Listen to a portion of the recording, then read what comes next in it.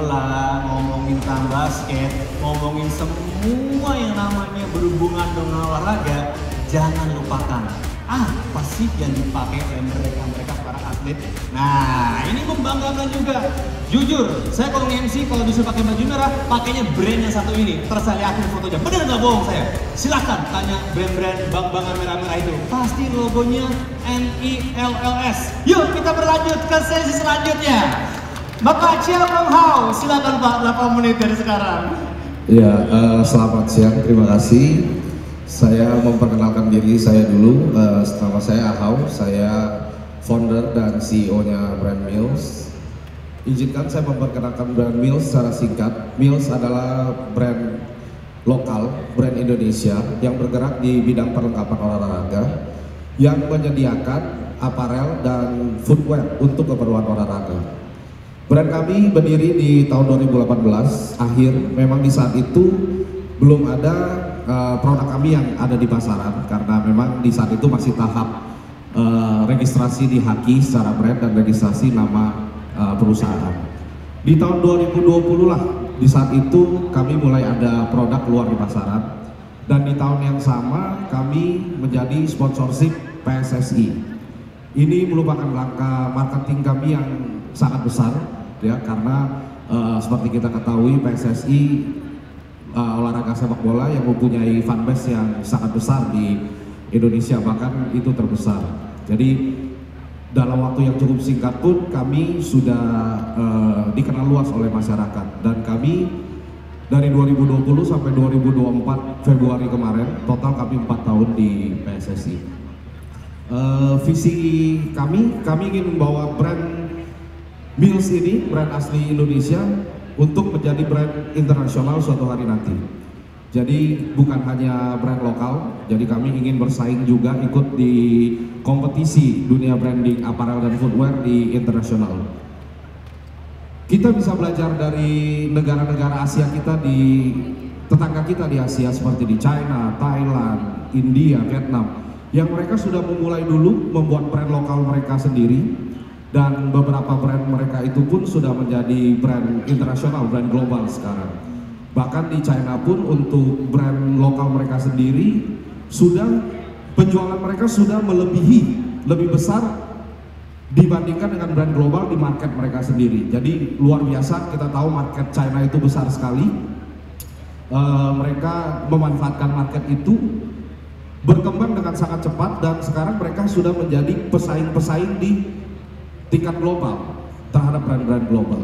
Jadi di sini kita bisa lihat di era digital ini sekarang peluang untuk menjadi brand itu sangat besar ya. Jadi untuk industri olahraga ini berkembang itu akan sangat besar karena kalau kita lihat di era konvensional dulu itu, kalau kita untuk membuat satu brand kita harus punya, mungkin untuk brand awareness itu kita harus iklan di TV, iklan di majalah, meng-hire mungkin brand ambassador yang mahal-mahal supaya itu bisa punya brand awareness. Belum lagi jalur distribusinya. Kita harus mungkin buka toko 3 sampai 40 di seluruh mall, masing-masing mall tuh harus ada supaya mendekatkan diri kita, mendekatkan produk kita kepada calon konsumen. Itu biayanya sungguh luar biasa. Jadi untuk startup brand saya rasa dari segi pemodalan mungkin nggak akan sanggup, dan bahkan pengusaha-pengusaha pun tidak akan mau masuk ke sana karena branding itu kedepannya belum ketahuan. Jadi investasinya udah besar, terlalu besar di awal. Tapi di era digital sekarang itu berbeda. Kita bisa dengan mudah memperkenalkan produk kita, memperkenalkan brand awareness kita dengan sosial media seperti di IG, di YouTube, di Facebook, di TikTok dan lain-lain. Dan bahkan kita bisa dengan mudah, dengan murah meng-hire KOL atau influencer yang bisa memperkenalkan produk kita secara individual mereka sendiri, di review langsung produknya lebih detail secara video. Jadi itu sangat menghemat cost. Jadi di sini bisa kita lihat cost untuk marketing pun sudah menjadi sangat murah. Jadi investasinya nggak besar. Begitu juga di jalur distribusi. Kita tidak perlu lagi 30 sampai 40 toko untuk bisa start jualan. Kita bisa memanfaatkan e-commerce, platform-platform jualan yang secara online untuk berjualan, bahkan itu sudah mengcover satu Indonesia.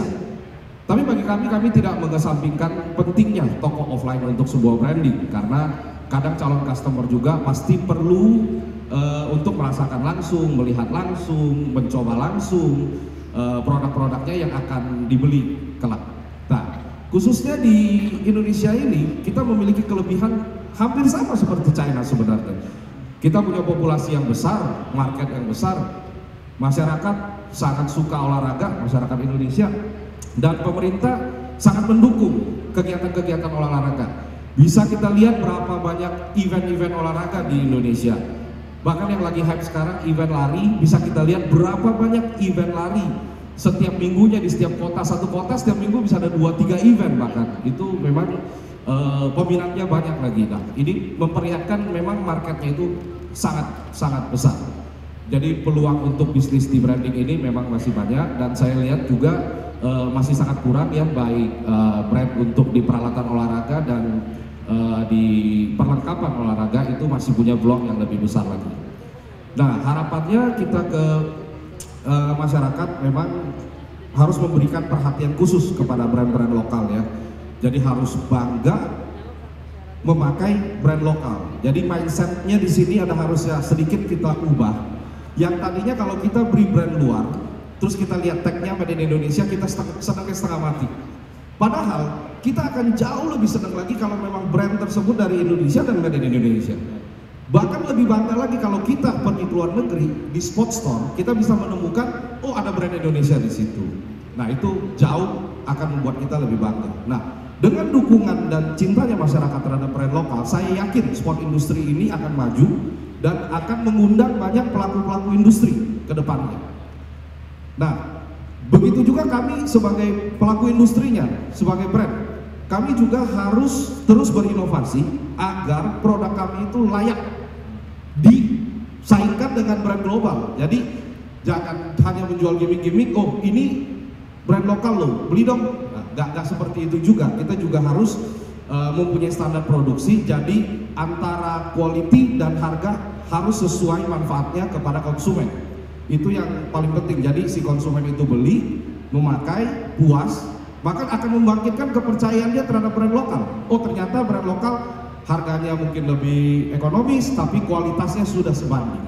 Jadi dengan cintanya masyarakat terhadap brand lokal, dukungannya, dan juga produk yang mumpuni di brand-brand lokal ini, saya yakin ke depannya sport industri ini akan makin banyak pelaku-pelaku industrinya, akan makin maju dan berkembang. Demikian Mas. Wow, terima kasih Bapak Tun Hao.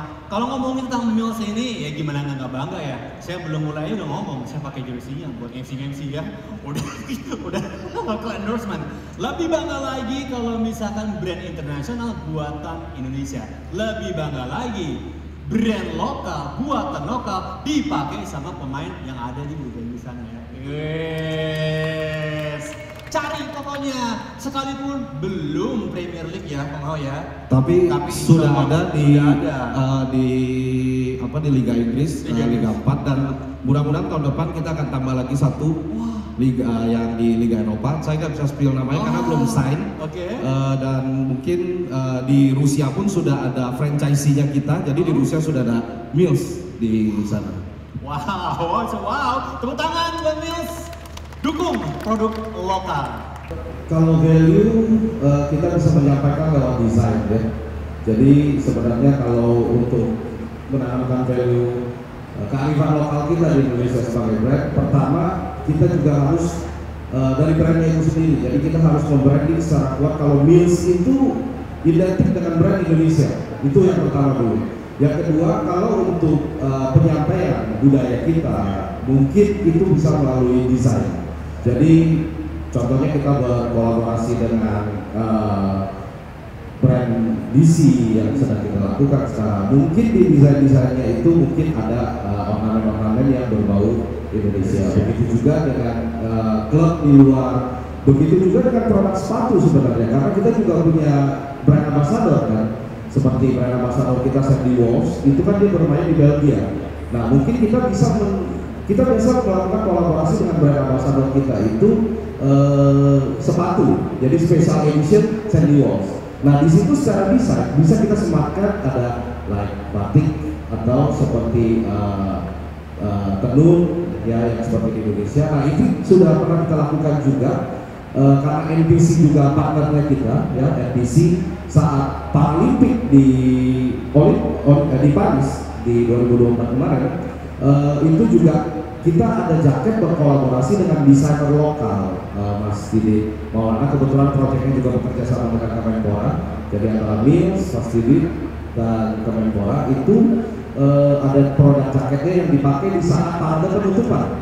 Nah itu Indonesia banget itu pakai tenun ikat segala macam yang memang coraknya itu tidak kepada satu daerah saja, tapi Indonesia banget. Nah itu kurang lebih caranya yang kita pakai. Bagaimana melihat persaingan sesama brand lokal? Wah ini simpel, tapi mungkin nggak simpel jawabannya. Silakan. Panjang sebenarnya. Persaingan tetap ada. Karena sedikit, oke. Kita gini, sebenarnya persaingan antar brand lokal itu bagus ya, karena menurut saya itu sangat penting sebenarnya. Itu akan memicu kita pertama dari sisi marketing kita akan terus berpacu, memberikan knowledge produk yang bagus terhadap calon konsumen. Jadi saling meng-hire BA, saling mencari klub untuk disponsori. Jadi bisnisnya memang hidup kalau ada persaingan. Nah, yang paling penting berikutnya dari sisi produk. Jadi sisi produk itu secara pengembangan R&D, maka itu kita akan lebih aware karena kita akan kita melihat contohnya ke brand global, kalian keluar apa, kita harus melakukan riset seperti apa. Jadi produknya itu harus up to date, yang tadi saya bilang harus terus berinovasi. Jadi persaingan antar brand ini entah itu global, entah itu internasional, entah itu lokal, itu sangat bagus sebenarnya. Ya, biar masyarakat yang memilih, ya memilah dan memilih. Terima kasih.